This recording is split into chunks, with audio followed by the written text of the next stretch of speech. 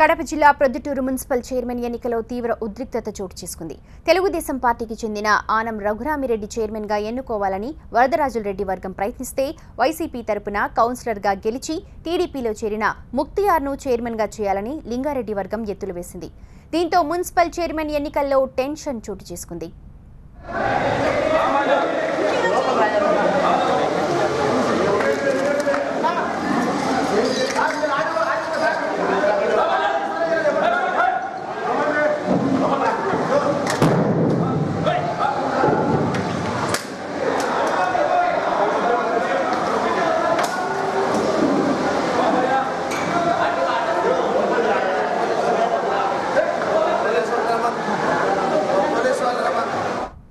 ముక్తియార్కు YCP కౌన్సిలర్లు మద్దతు ఇస్తారనే విషయం తెలుసుకున్న వరదరాజులరెడ్డి ఎన్నిక వాయిదా వేయించాలని తీవ్రంగా ప్రయత్నించింది. టీడీపీ జిల్లా అధ్యక్షుడు శ్రీనివాసులరెడ్డి మున్సిపల్ కౌన్సిల్ హాల్లోకి వెళ్లి ముక్తియార్ను బయటకు తీసుకొచ్చేందుకు ప్రయత్నించారు.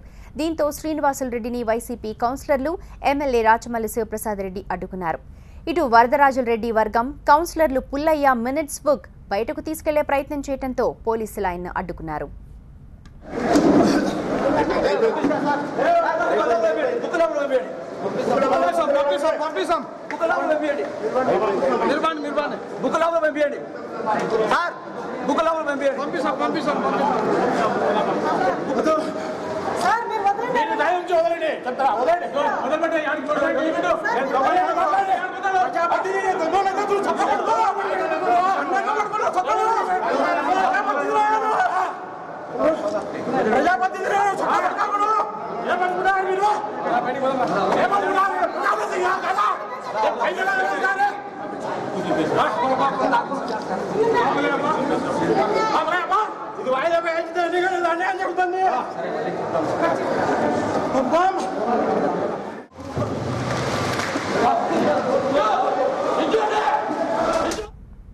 ఆ తర్వాత వరదరాజులరెడ్డి వర్గం కౌన్సిలర్లు కౌన్సిల్ హాల్లోకి చేరుకొని ఫర్నిచర్ ధ్వంసం చేశారు.